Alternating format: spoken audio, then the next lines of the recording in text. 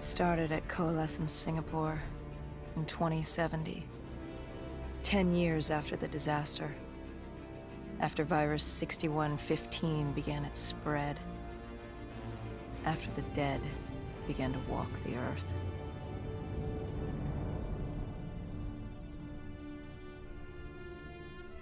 We'd lost comms with John Taylor's squad, another undead extermination team. Dead killers, we were called. With our cybernetic augmentations, we were impossible to infect. We were trained to terminate the undead.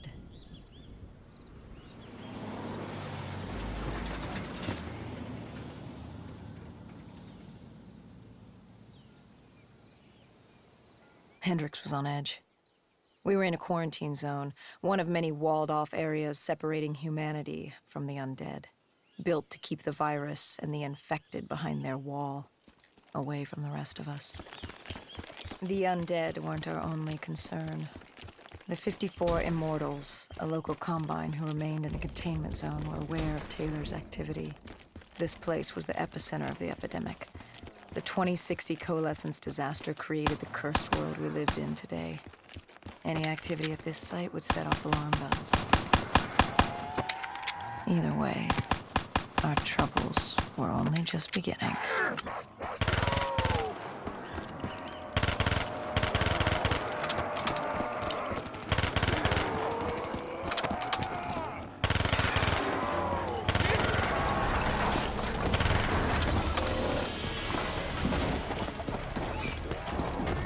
We should have known that the ASP wasn't brain dead. If we were going to bring it down, we'd need to disable its shield and find a rocket launcher. Hendricks had a bad feeling about this. He wasn't the only one. I knew we shouldn't be there.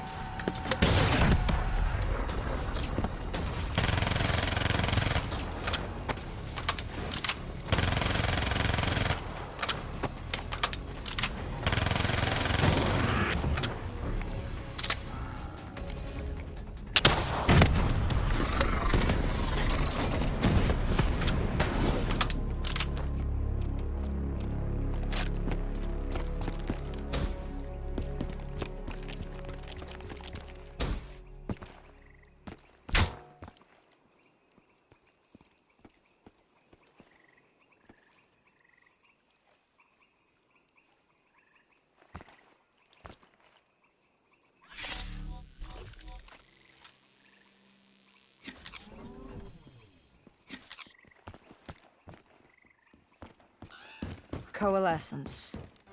Enhance yourself for a better tomorrow. They'd been the forefront of technology, always wanting to improve the individual, the future of you. What happened? What went wrong? The Coalescence disaster happened. Virus 6115 spread throughout Singapore and strains popped up all over the world. Governments built these quarantine zones to house the undead, a way for the populace to ignore what was happening. 10 years on, and it had worked. We put it out of mind. Ignorance was bliss. What was so special about this operation?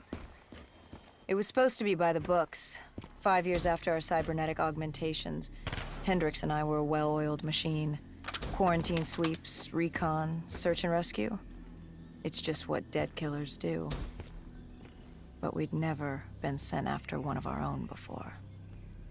John Taylor's systems had gone quiet. With our direct neural interface, we're hardwired into Winslow Accord servers. Observation knew if you were dead or alive. For Taylor to be neither, that was unusual.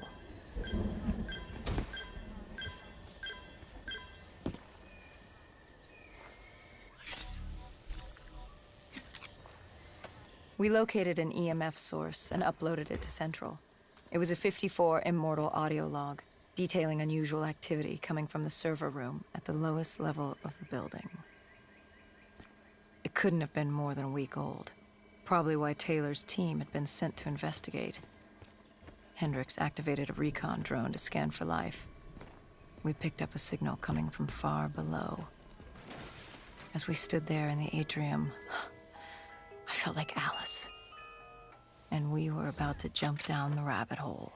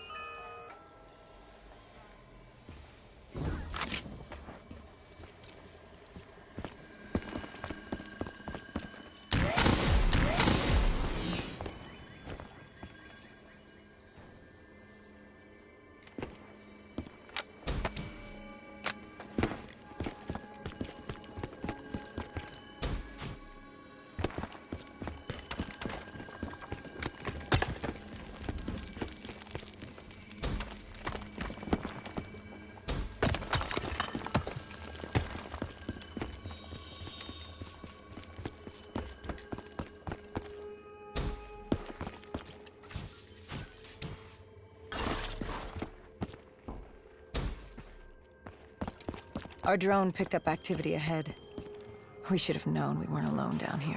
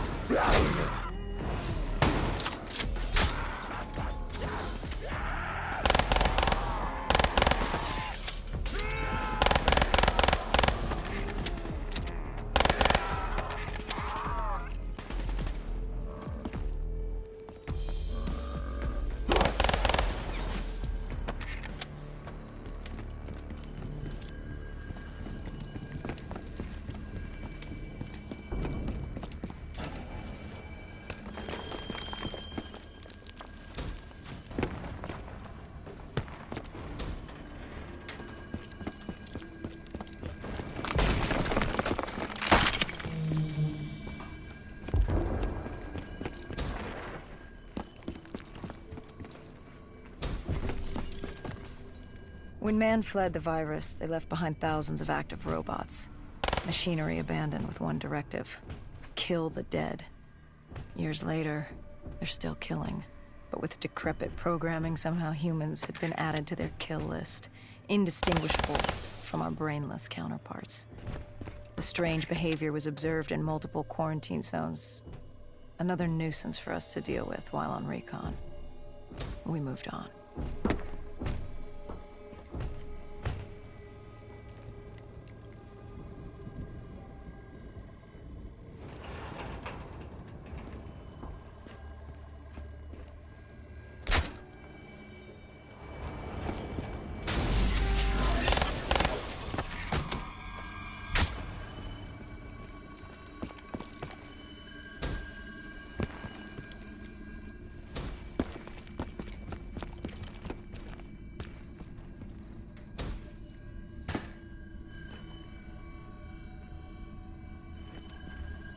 We reached the silo's floor, but the signal came from lower still, below coalescence.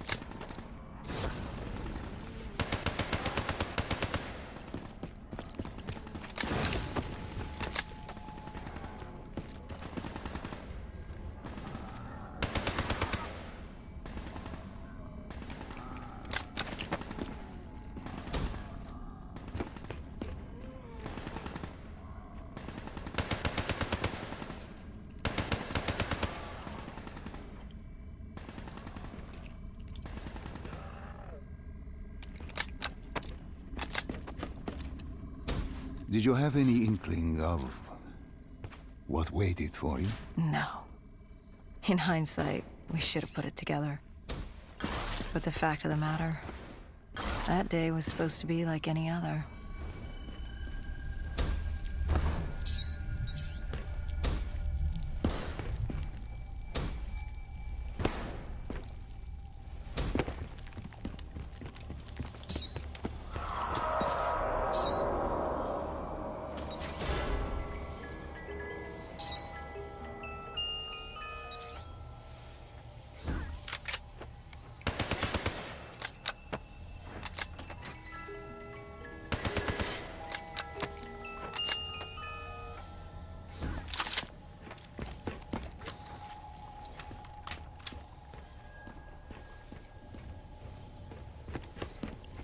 What did you find below Coalescence?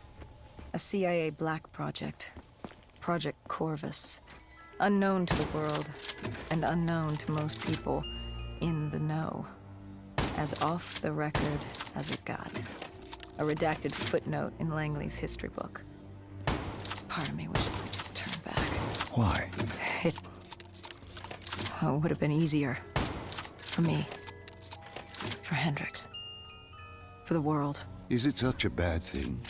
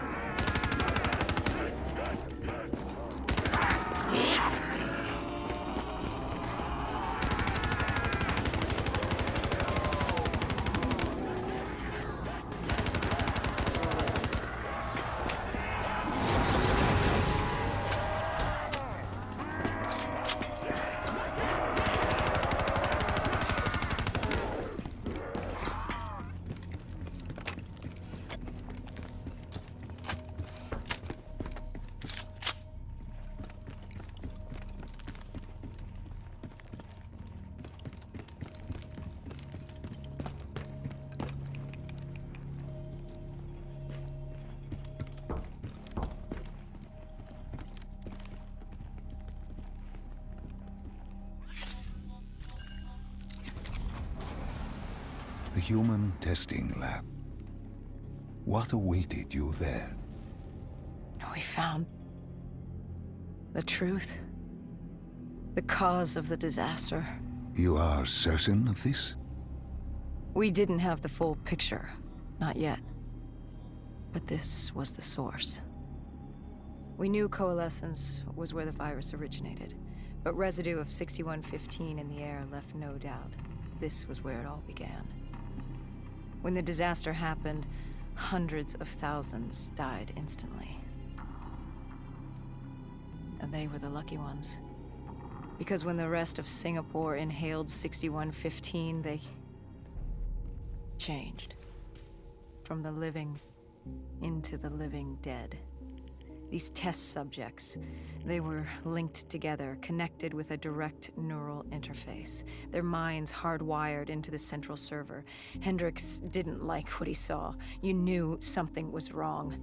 The same tech in our own heads made us what we were. It was down here in this room. We didn't know what happened, but the data didn't lie. Man did what man always does, messing everything up. We, the CIA, man, we created these things. We changed the world. How do you mean, change the world? The Winslow Accord and the Common Defense Pact. We'd been engaged in a Cold War for nearly a decade. 6115 changed that. When the dead walked among us, we set aside our differences. For all of your conflicts, you and your enemy had two things in common. You're both human, and you both want to stay that way.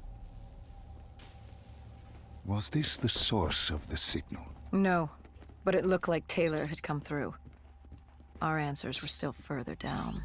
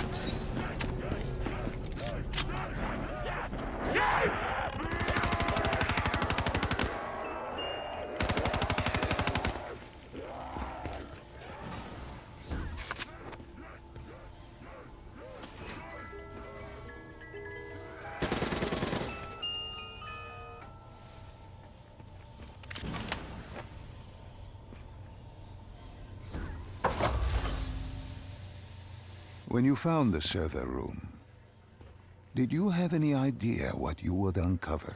We couldn't have known. What we found was... We found Sebastian Diaz. One of Taylor's. Another dead killer. Our friend. He'd linked himself to the CIA server, connected directly with the Winslow Accord systems. He was deactivating defenses for the undead quarantine zones all over the world. The massive walls containing the spread, keeping us from the undead. Deactivating the defenses would let the flesh-eating hordes loose upon the living. It would end humanity. We had to stop him. The only way to stop him now was by destroying the server.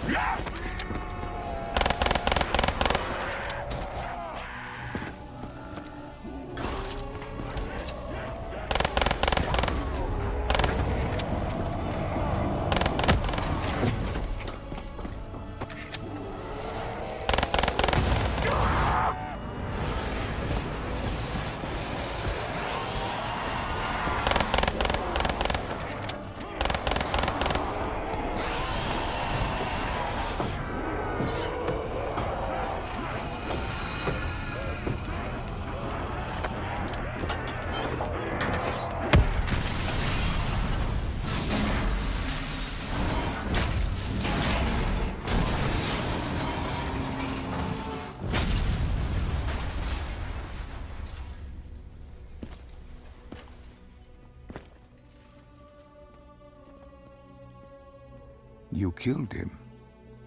Your friend. He left us no choice. Hendricks wasn't happy and let Diaz know that. He'd unleashed the dead upon the world. Hendricks knew what he had to do. You needed to find out what he knew. What he knew about Taylor. Interfacing with Diaz and accessing his memories was the only way to find him. Knowing what you know about DNI, interfacing would surely kill him. That didn't matter. We had to know. Had I known what it would do to Hendricks. From the interface, Hendricks learned Taylor was trying to get out of Singapore. There wouldn't be much time before we'd be too late. Tell me about the name. The name Hendricks learned. The name. Deimos. The demigod of dread and terror.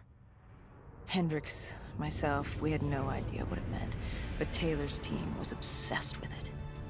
But more importantly, we learned our arrival on site wasn't a secret. We had company. Go Julan, leader of the 54 Immortals. The Winslow Accord had no quarrel with them. To their credit, they had no idea we were down there. Had they known... well, I'm not sure things would have gone any differently. The Immortals had worried for years about another outbreak. This was the final straw, and contamination was a risk they weren't willing to take. We needed to move and get out of there.